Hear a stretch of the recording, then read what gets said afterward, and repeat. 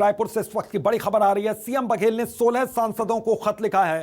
प्रदेश के सभी 16 सांसदों को मुख्यमंत्री ने चिट्ठी लिखी। सीएम ने उसना खरीदी की मांग उठाने की अपील इन सभी सांसदों से की है कि राज्यसभा और लोकसभा में ये मांग उठाएं। ये अपील की गई है मुख्यमंत्री की ओर से। एकजुट होकर संसद में आवाज उठाएं सभी सांसद, ये कहना है सीएम भूपेश बघेल का। तो एकजुट होकर संसद में आवाज उठाएं। राज्यसभा सांसद, लोकसभा सांसद, सभी सांसदों से, सभी 16 सांसदों से मुख्यमंत्री ने खत लिखकर यह अपील की है। तो सीएम ने उसना खरीदी की मांग उठाने की अपील की है। दरअसल केंद्र सरकार उसना चावल नहीं खरीद रही है और इसी बात को लेकर यहां पर राज्य सरकार लगातार केंद्र सरकार से बातचीत करने की कोशिश में जुटी हुई है।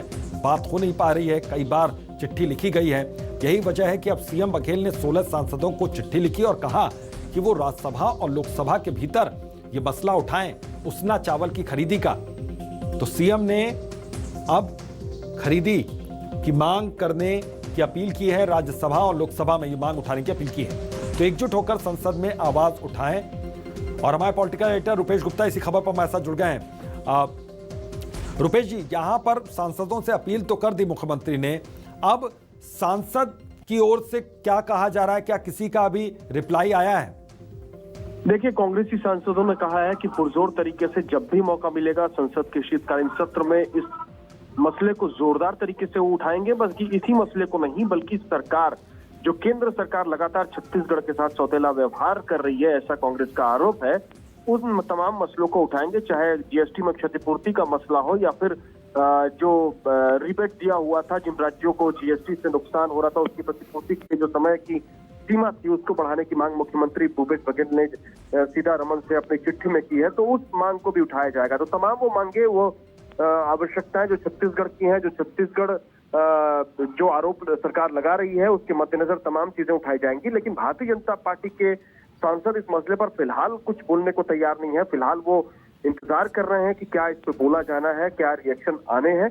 उसके बाद पता चल पाएगा कि वो क्या उनकी रणनीति रहेगी। लेकिन जाहिर तौर पे इस मुद्दे को लेकर के जैसे धर्मलाल कौशिक और दूसरे भारतीय जनता पार्टी के नेताओं ने राज्य सरकार को घेरा हुआ है, वो सीधे तौर से यही कह रहे हैं कि ये गलती राज्य सरकार की है, जिम्मेवारी राज्य सरकार की है, राज्य सरकार केंद्र पर डाल रही है। तो कुल मिलाकर के राजनीति अपने चरम पर है। इस बीच में बड़ा सवाल ये है कि छत्तीसगढ़ में जो उसना चावल का उत्पादन हुआ है उसका क्या होगा। जो मिलर उसना मिल लगा करके बैठे हुए हैं वो किस तरह से काम करेंगे, क्योंकि उसना राइस मिल केंद्र की जो व्यवस्था थी उसी व्यवस्था में जो बदलाव समय के साथ हुए, उसी के बाद अरवा की जगह छत्तीसगढ़ में किसानों ने उसना चावल लगाया, छत्तीसगढ़ में मिलर्स ने, राइस मिलर्स ने उसना मिल लगाए। और अब बिल्कुल जबकि केंद्र इंतजार है कि यहाँ पर क्या जवाब आता है, खासतौर पर केंद्र सरकार की ओर से। सदन में किस तरीके से मामला उठाया जाता है, संसद में किस तरीके से मामला उठाया जाता है। बहुत बहुत शुक्रिया रुपेश जी आपका इस तमाम जानकारी के लिए।